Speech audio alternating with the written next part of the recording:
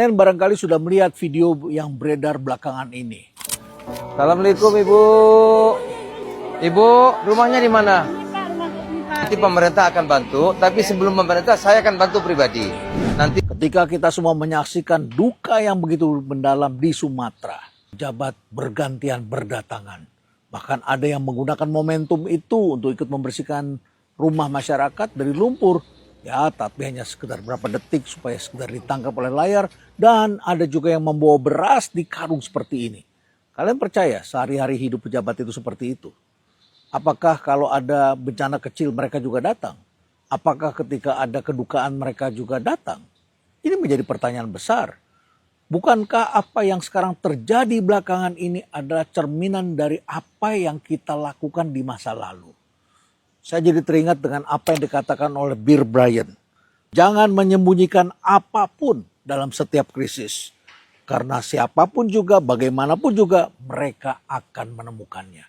Dan akhirnya mereka menemukannya. Percakapan antara Pak Menteri ketika menjadi Menteri Kehutanan yang memberi izin membalak hutan atau membuka hutan begitu besar. Lalu kemudian ditegur oleh Harrison Ford. Itu dibuka oleh publik. Jangan mencoba untuk menutupi apapun. Karena dalam krisis itu mereka akan menemukannya. Lalu kemudian hari-hari ini kita juga menyaksikan pejabat satu persatu datang.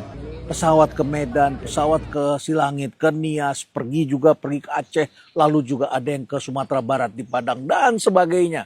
Berebutan mereka ke sana untuk menunjukkan empati.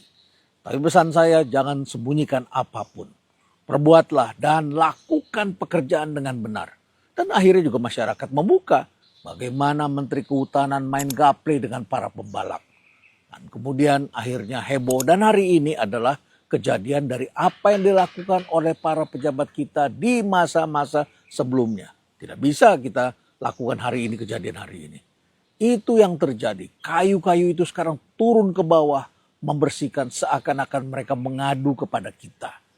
Dan hari ini kita menyaksikan betapa besar duka kita. Bagaimana menurut kalian? Bisakah para pejabat itu menutupi kebijakan-kebijakan yang hanya dengan sekarung beras atau dengan pencitraan sesaat?